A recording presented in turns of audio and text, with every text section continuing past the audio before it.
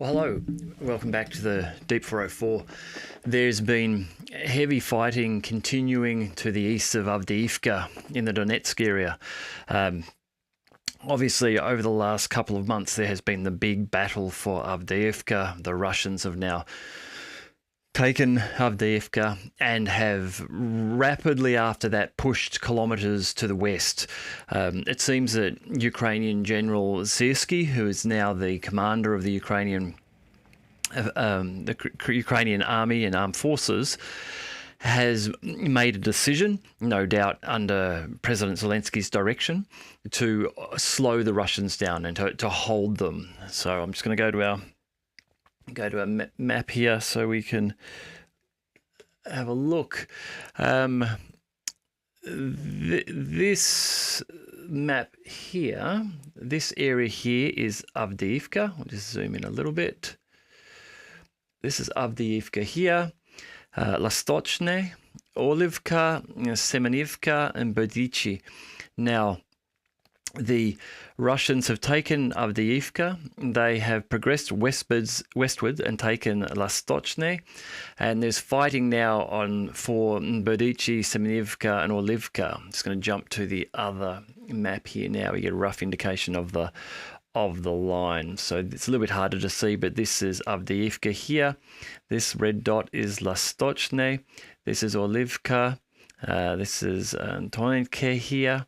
And up here is Semenivka and Berdichi. So this is a pro-Ukrainian map that I'm using here, but you can see that Olivka is effectively being confirmed as being taken, Lastochne is taken, and fighting for Berdichi is going on, and Stepovo here has also been now taken by the Russians.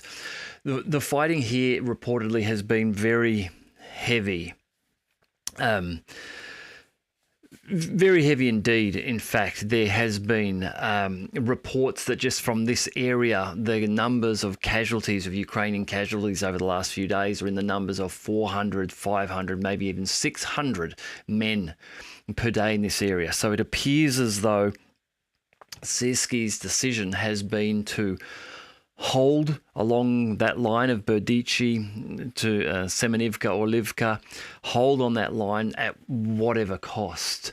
There's some footage that I saw today, which I won't show, but it was footage showing what looked to be around 25 or 30 Ukrainian soldiers.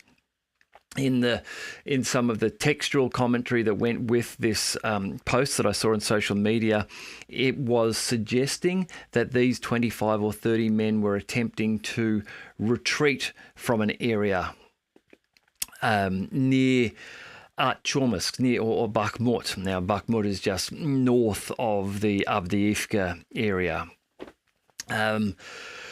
I don't know if they were trying to attack across an open field or if they were attempting to retreat.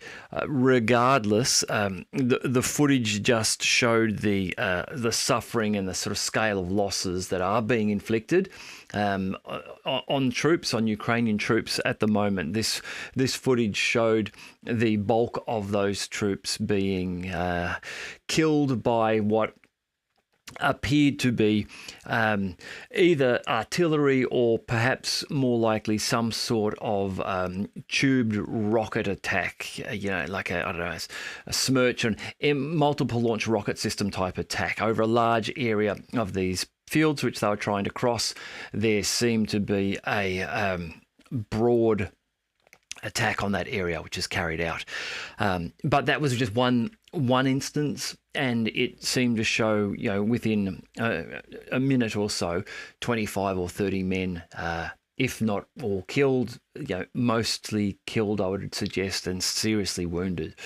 So that is the type of thing which is going on, that heavy artillery use in the area to the west of Avdiivka, and the fighting is obviously continuing all along the line, but it seems to be particularly heavy in this area where Ukrainian Commander Syrskyi has made the decision to pull reserves and other troops from other areas, from Zaporozhye and the likes, to try to hold the line here. Now, part of the reason for that, obviously, is that behind this line. So this is Avdiivka here, this red dot that we can see on the screen.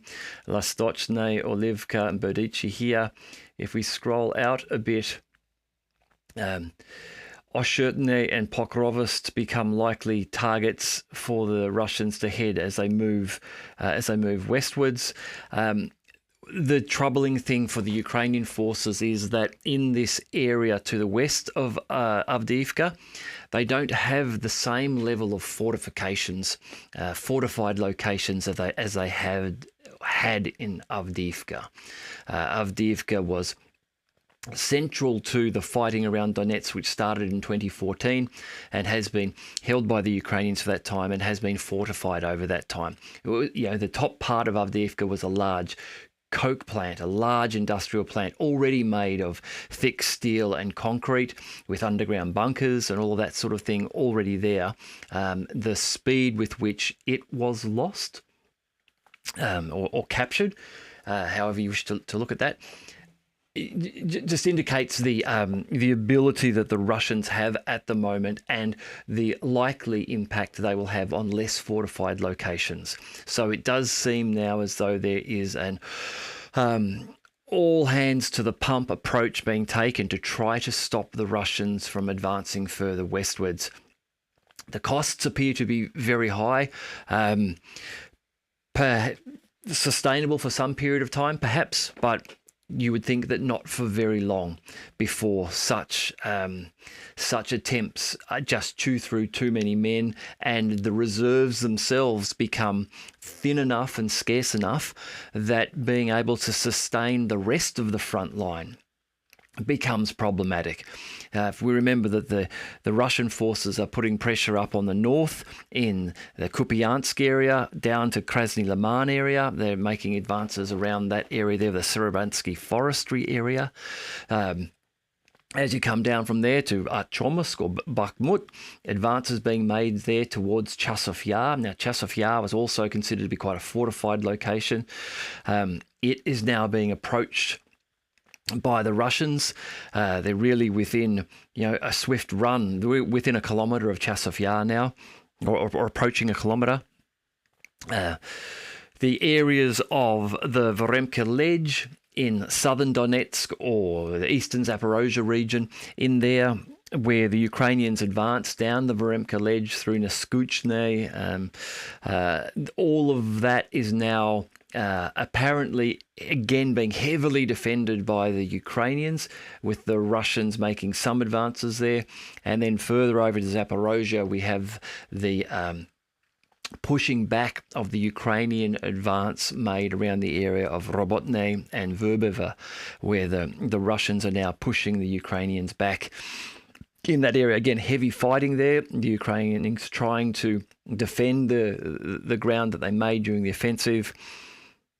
And of course, ongoing battles in the Kherson region, in Krinky as an example, there continued fighting going on there. So, for how long can these sort of reinforcements be sustained to stop the Russians moving westwards here? I don't know.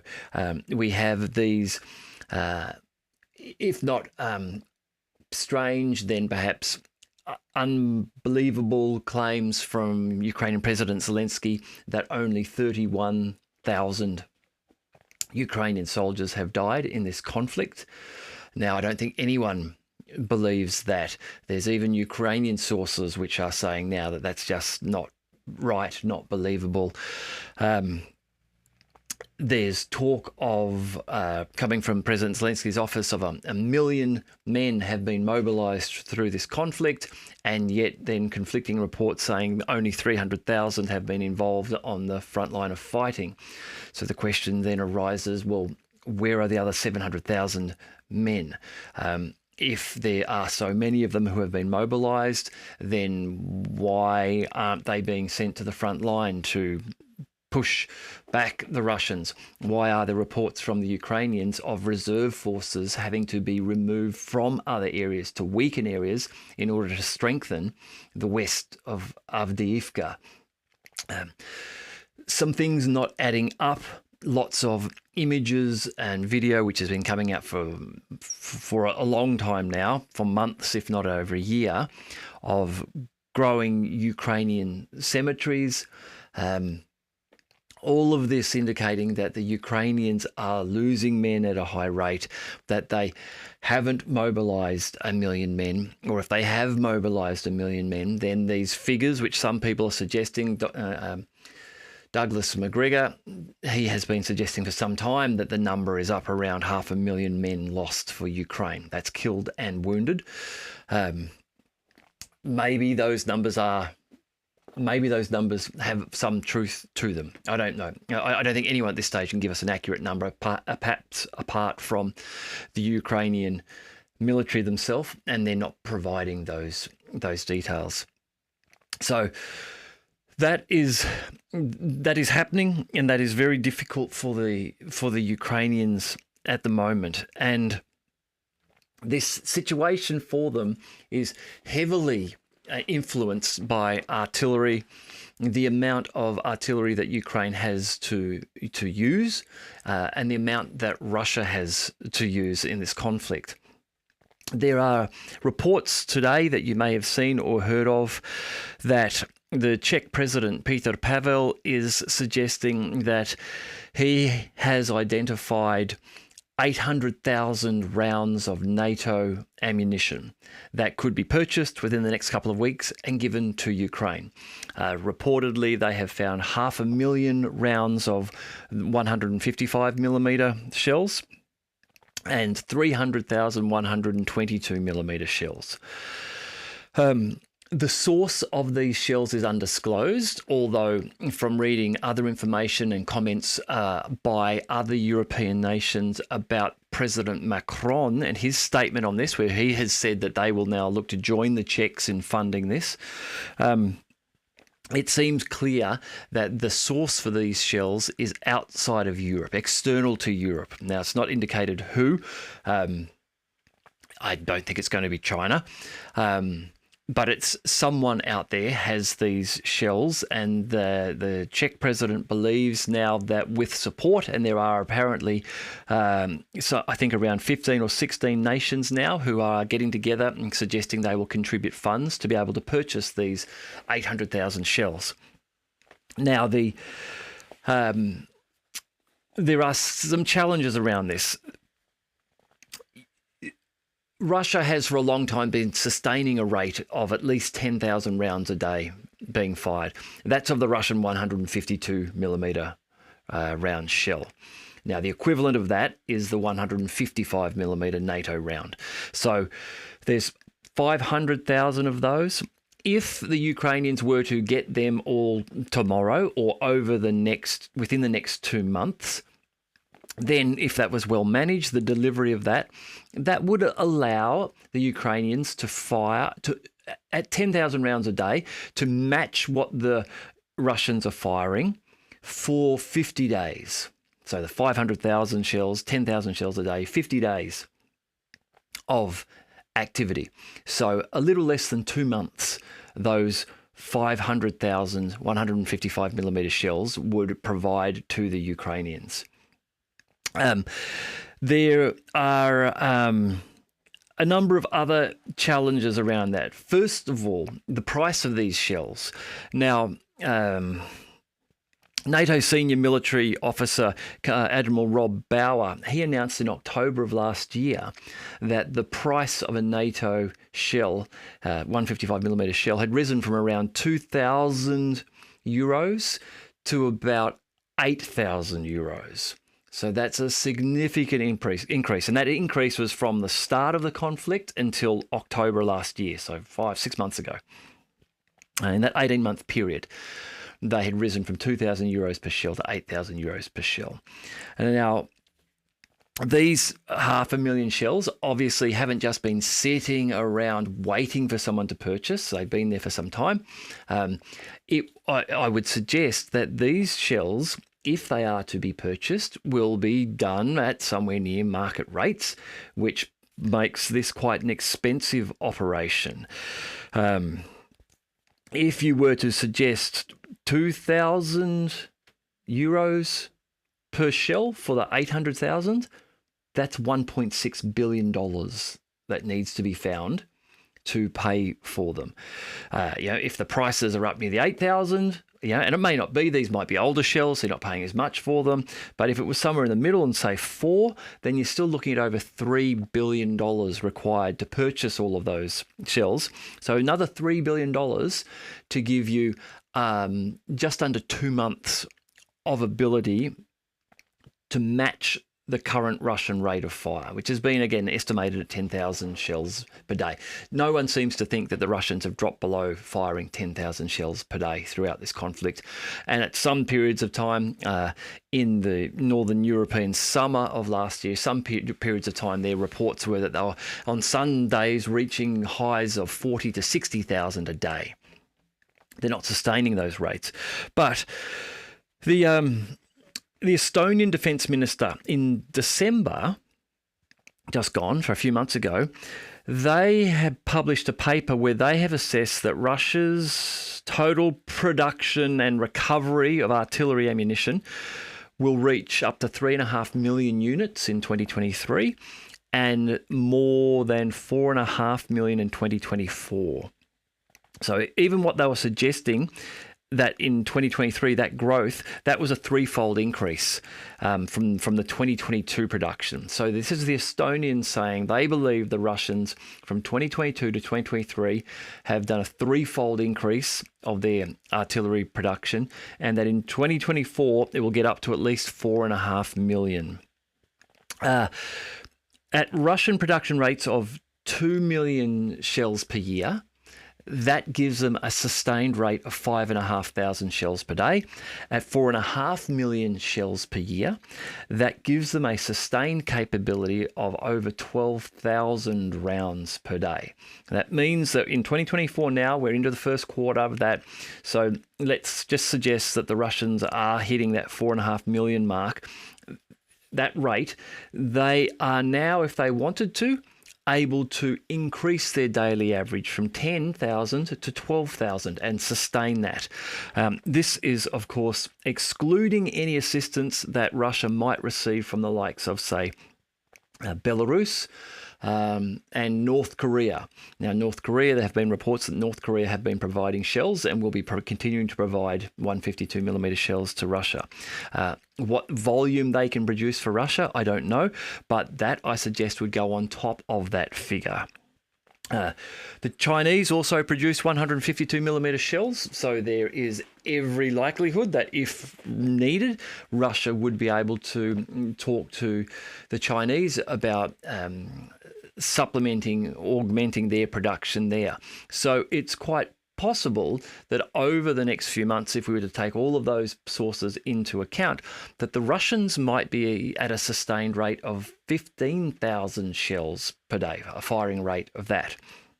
Now, at that amount, the 500,000 shells that have just been found, they don't last terribly long at all. It's a month or so that you've got there to be able to fire less than what the Russians are firing. The EU had planned a year ago, in March of last year, they had announced that they would deliver 1 million shells to Ukraine by March 2024. They're nowhere near meeting that. I think the reports I've been able to see is that they are coming in somewhere near the 30%, maybe they're to 35% of that target now. They have a number of challenges here. They have another problem. So even if they are able to get these shells, and let's say they get the 500,000 155mm shells from this external European source, the Americans are working, they are on a goal to produce 80,000 shells per month by the fourth quarter of fiscal year 2025. So that is in September of 2024, I think that is. So in a few months' time, the US, if everything goes according to their plan, they will have a production of 80,000 shells per month. Now, the Russians are currently producing somewhere, we expect, over 300,000 shells per month, and increasing that. They're also increasing that, I would suggest, at a faster rate than the NATO nations and the US are. And this is simply because Russia considers itself to be facing an existential threat. So it needs to produce these shells quickly, and it has a real driver. Like in the morning, the Russian people wake up and they think, if we don't produce these shells, NATO is going to invade us and destroy us. Ukraine has that existential threat. They have Russia invading them at the moment, destroying them at the moment. However, they are unable to produce this, but the other NATO nations don't have that same existential threat. The UK, Poland, Germany, Lithuania, the United States do not wake up and actually believe that if they don't produce these shells really rapidly, that Russia will be invading their country soon. There's no indication that that's what Russia wishes to do at all. And that works to the detriment of NATO and its ability to produce shells for Ukraine, because they just don't have the impetus or the incentive to produce at the rate that they would need to do to catch up to Russia's production level. But they have another problem too, is that over the last 2 years, the NATO nations have depleted their supplies. America has, all the NATO nations have given all of their shells, well, not all, but the vast majority of their shells to Ukraine. So while they want to increase production to be able to enable Ukraine to have an increased rate of fire, to be able to give millions of shells per year to Ukraine, they also have to replenish their own stocks. So they don't just have to build enough to replenish, to supply Ukraine at an increased rate. They need to create enough shells to be able to do that, and in parallel, replenish their own supplies. And if they don't, if they can't produce at that rate, then what we will find will happen is that those shells will go to replenish their own supplies first, in some cases. Naturally, if these nations do start to feel more threatened, as some of the Baltic nations will, given their move from neutrality to NATO and their bordering with Russia and their pressure being put around Kaliningrad, then they themselves now may be saying, well, actually, before we can give Ukraine these new shells that we're going to purchase, we need to replenish our own because we feel like we might need them in the future. So this will degrade the ability to provide Ukraine with the amount of shells that they want. There's, of course, a third challenge they have, and that is the one of Israel in the Middle East, which is looming there. Now, Israel, if Israel puts its hand up and says, we need 155mm shells, United States, then they will come first over Ukraine. And so that's a real problem now. There's already talk of some diversion of shells to Ukraine. And if the need grows in Israel, which is quite likely that would grow, if things expand in this regional conflict there, if Hezbollah gets heavily involved, or if Iran or someone else gets involved, Israel will be screaming out immediately for those shells, and that's where they will go first. So there are all of these challenges facing Ukraine, which will mean that what they are seeing on the battlefield, these heavy losses due to the artillery overmatch, is going to continue for them. And there are British UK reports now that indicate that this problem is only going to get worse. And one of the reasons here is because the British intelligence has reported that and the Russians have announced this, that they are ramping up the production of the Krasnopol 152mm shell. The Krasnopol also comes in 155 variety, but the Krasnopol is a guided munition. So this is a completely different shell. An artillery shell can be aimed to its maximum range. Often they're 16 is probably an average range, 16 kilometers for, say, a Russian artillery piece. The Krasnopols can travel further than that. They can travel between 20 to 40 kilometres based on the variant of them. But the traditional shell is aimed, you're given an elevation and you're given a certain amount of charge, and you can work out where that's going to land, and you fire it like that. Now, you can't see your target.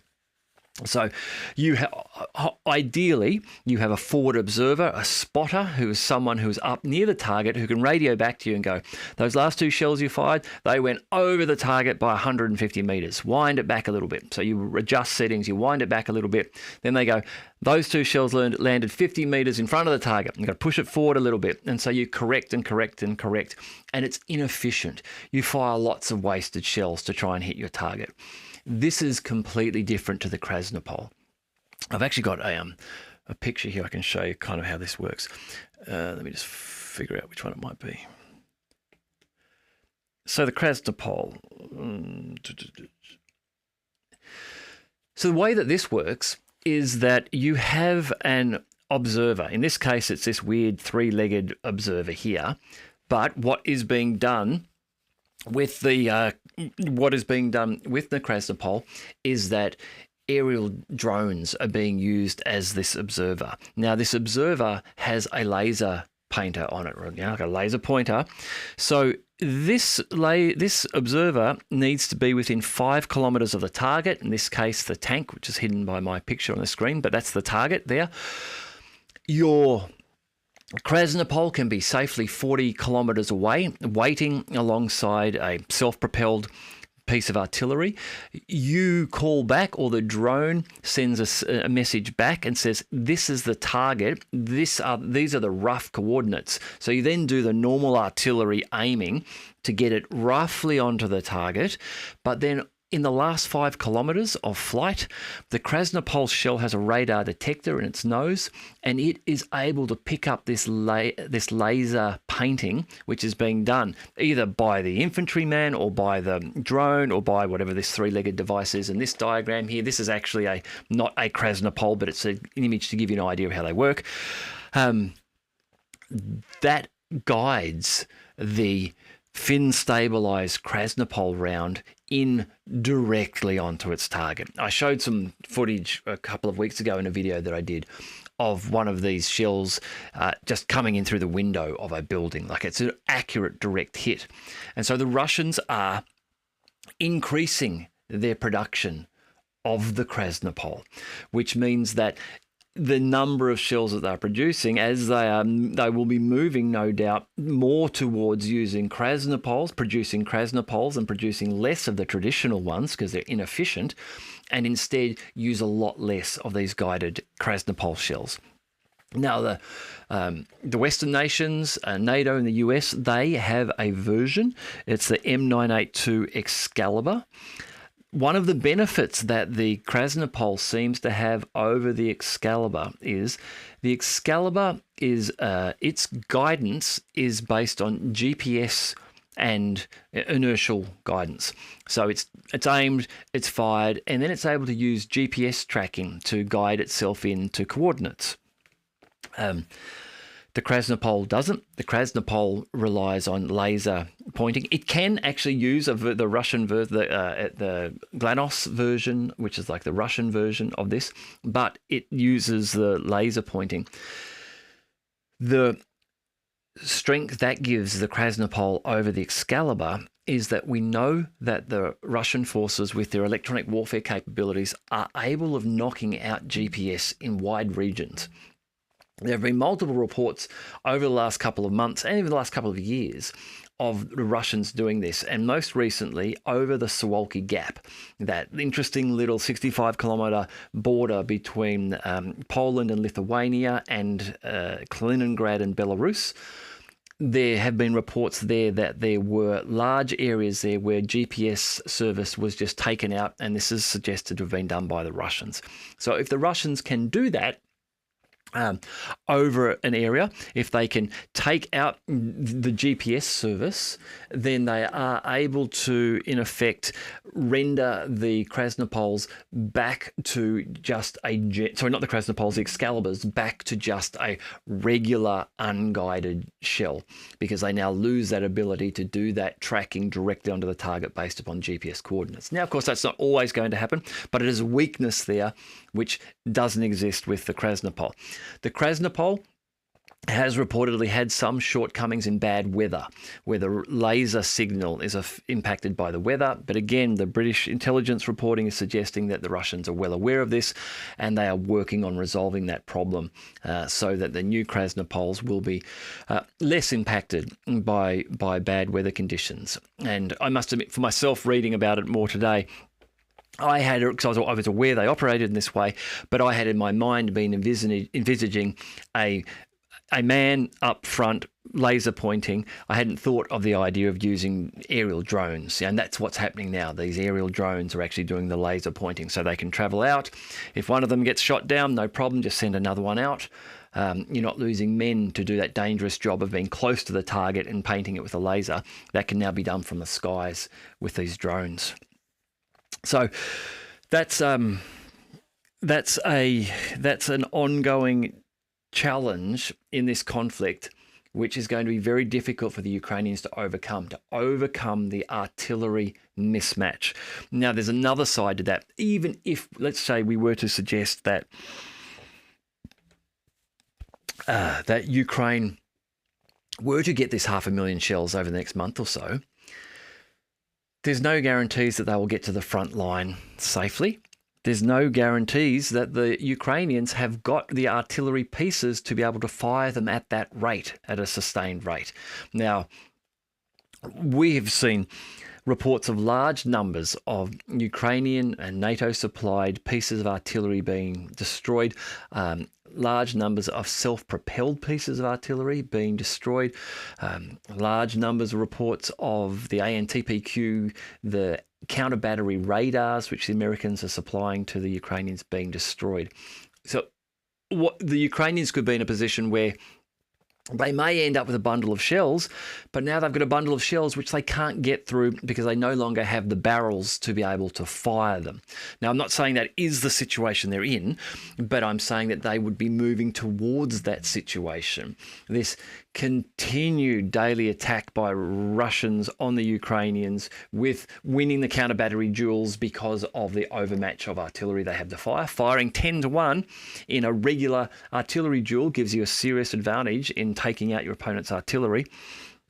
The nightly drone and missile strikes the Russians conduct upon the Ukrainian logistics lines, manufacturing, repair facilities, means that any artillery barrels from the Ukrainian side that are being worn down through overheating and warping and need to be repaired, they now need to be shifted to Poland or Lithuania or somewhere, or Romania, to be repaired.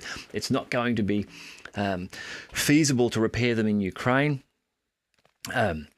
An interesting side note to this is that after the announcement from the Czech Republic that they have found these shells, there's also a story I saw today that a Czech company, Czech-Slovak group, plans to go into a joint venture with Ukraine to create a weapons manufacturing factory in Ukraine, which will manufacture artillery shells. I did wonder in the back of my mind if this was just some weird, twisted story where these shells, which the Czech President Pavel has said he has found, may be ones that are going to be produced by this joint venture in Ukraine. I don't think that is the case. However, I fail to see the logic in announcing that you are planning on developing a weapons manufacturing factory in Ukraine, so that the Russians are now well aware of that. I also struggle to imagine how you get insurance on a building like that. And if you can't get insurance on a building like that, something which all would just from day one be difficult to insure, given that you are working with explosives, it would be a very risky investment, you would think, for anyone to put their money into this weapons manufacturing facility in Ukraine. I would think that anywhere other than Ukraine would be a far safer bet to produce one of these. So I do wonder if this is a real story or just a nice feel-good, hey, this is how we're going to invest in Ukraine in the future. But the Czechs will never do this and will never actually build this factory. So that artillery, that's a problem for the Ukrainians. And I would suggest it's going to be a growing one, because I don't think the Russians will be slowing down in a hurry with their production. Moving from that just to something else, but it has a little bit of a connection, I guess, to do with the investment within Ukraine. So British Lord Cameron, or David Cameron, former Prime Minister of Britain, he's announced that the UK is ready to utilise the seized Russian assets as effectively collateral against a loan to Ukraine. So this is a really risky bet too. This is ridiculous. What they are saying is, okay, in the UK, they've seized about $32 billion worth of Russian assets. So financial organisations and things like that, where it's been Russian money has been invested, that's all been seized. So what Lord Cameron is saying the UK is ready to do now is, for that $32 billion, they will give a loan to Ukraine for $32 billion. And the way that they are claiming to back this is that they are saying, well, we will get the money back because when the war is over, we will have won and Russia will have to pay reparations.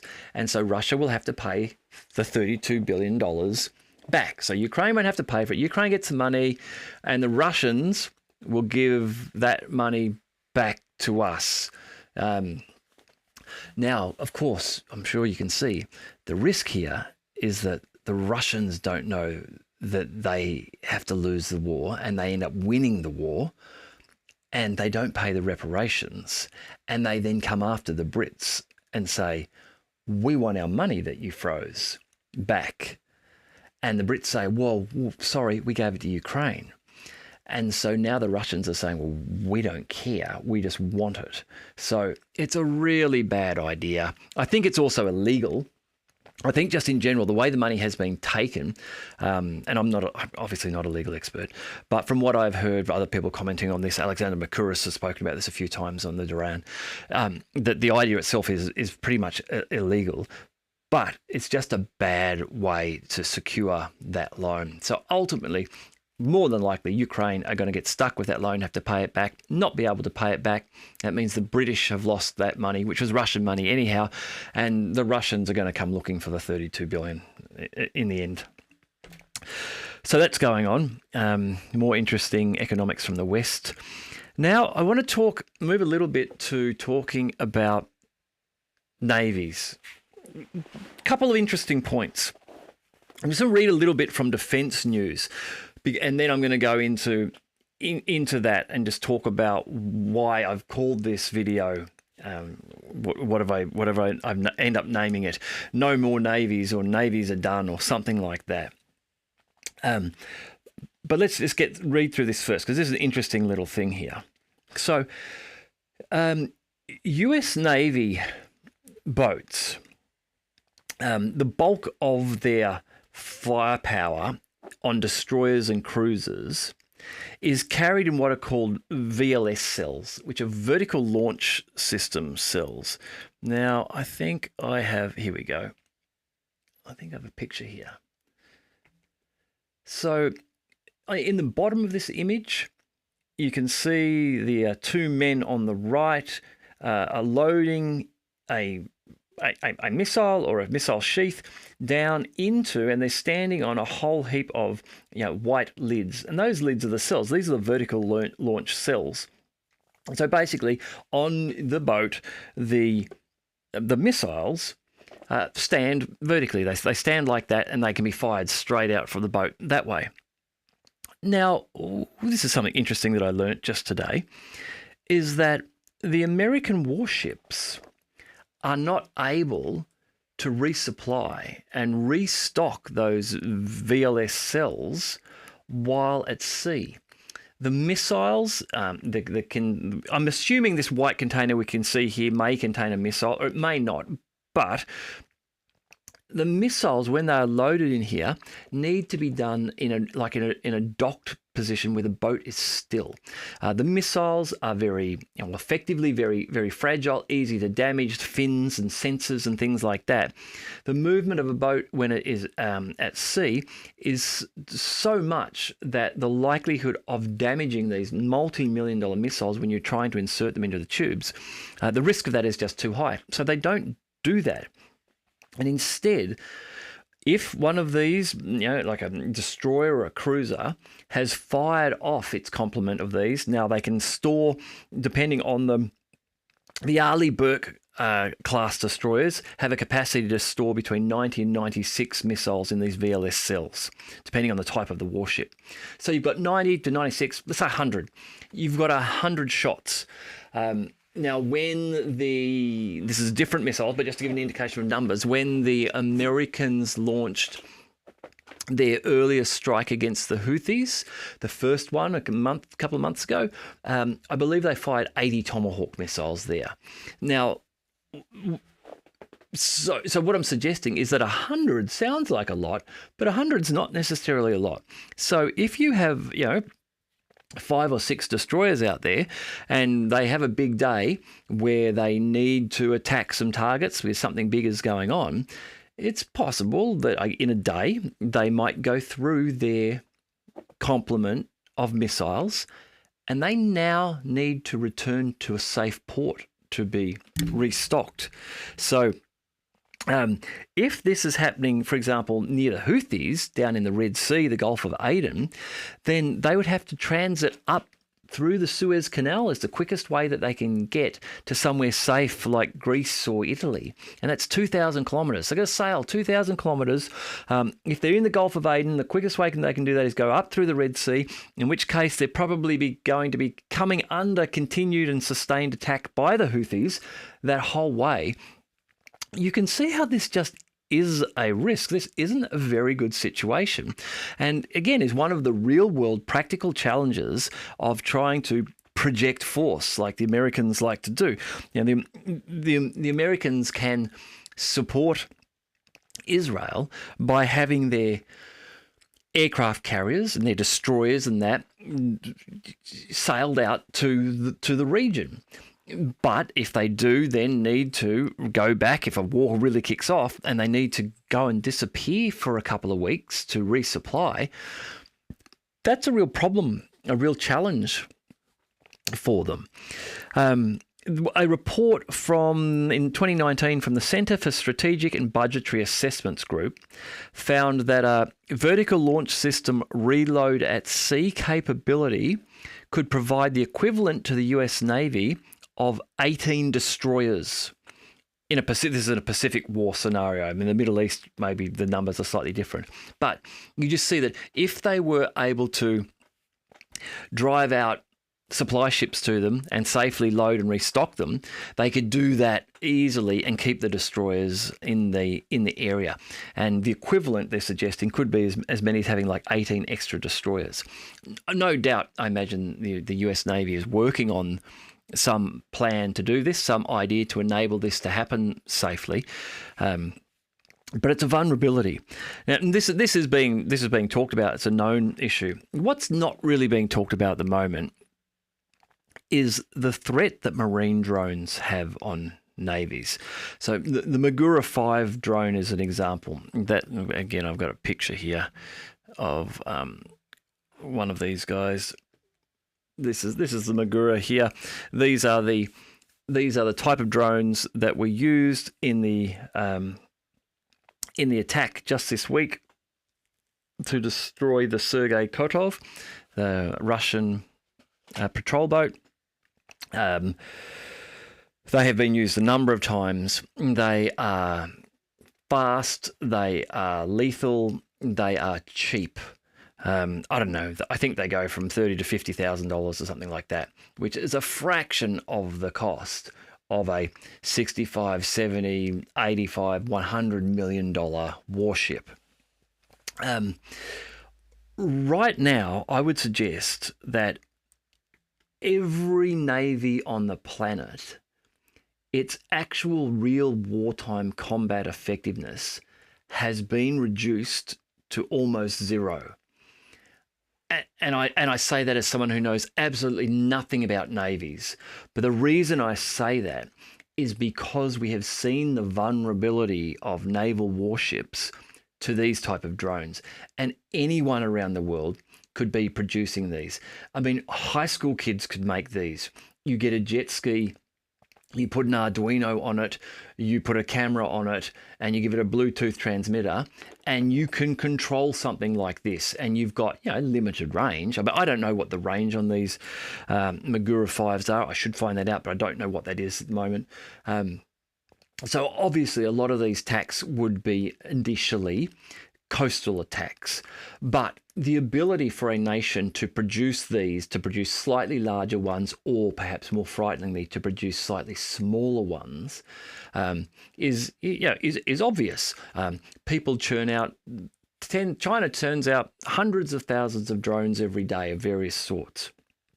I expect that we will see rapid evolution in this space in terms of marine drones, and equally rapid evolution in warship defensive capabilities. But if I just work on the feel that I have in my head of how the maths of this seems to play out without actually having worked it out and written it down, my gut feel is that in the next 5 to 10 years, our navies will change significantly, and we won't see big boats being built anymore. We will see a move away to far smaller unmanned craft.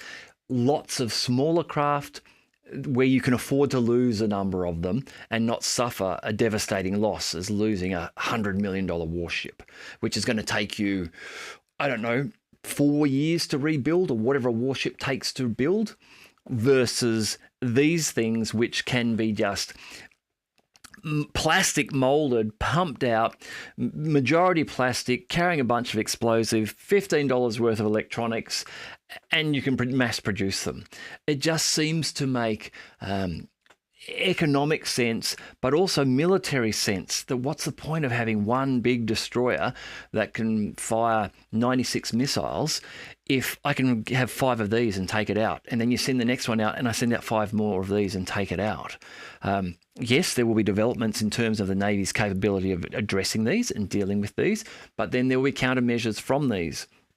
And just imagine how easy it would be to produce smaller versions, half-size versions of these Magura 5s, or quarter-size things the size of a tuna fish, made mostly out of plastic, dormant, solar-powered on the outside of them, so they can just lay dormant in the ocean, just keeping their batteries charged.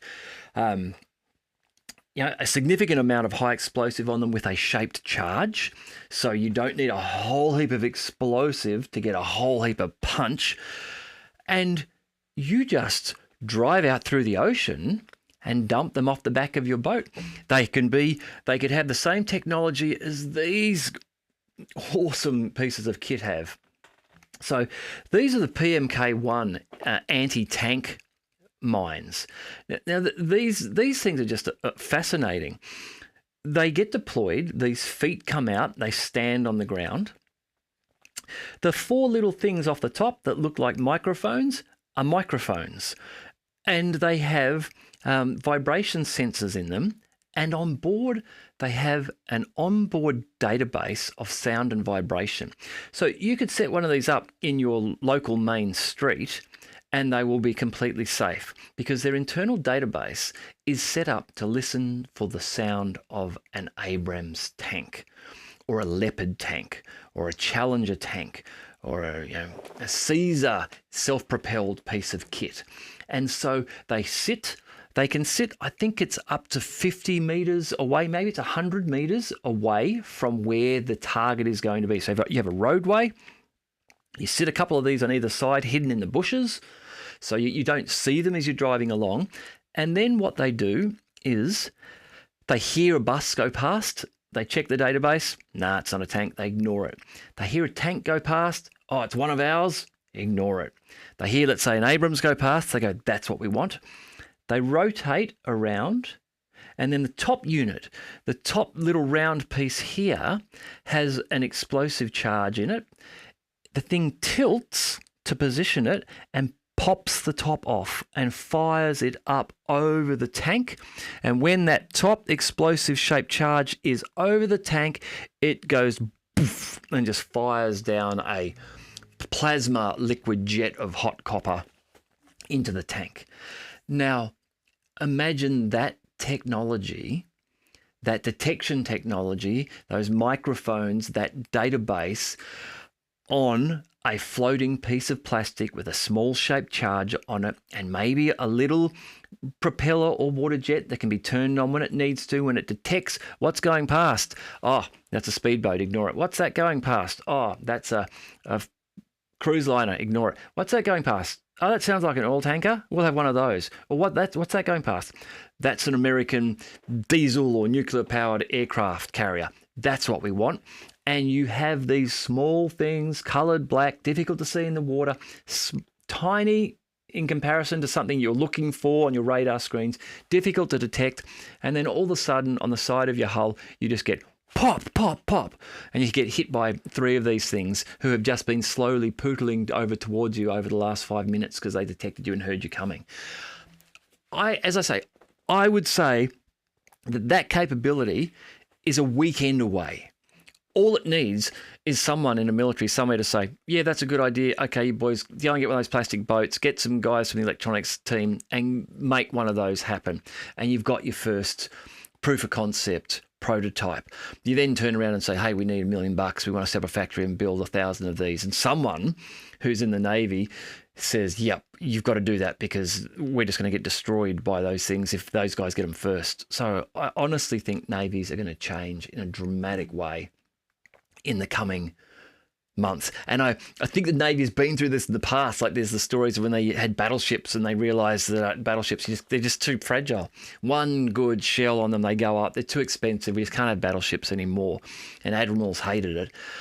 I think admirals are going to be out of a job in the next few years because these marine drones are not going to go away. They are just going to proliferate and get smarter and more capable and cheaper to produce. They're just going to be there everywhere. All right, that's it. That's why I think there might be no navies in the future, or at least there are going to be very different navies in the future. But I'll leave it there for tonight. I hope you're enjoying the show. I look forward to talking to you again soon.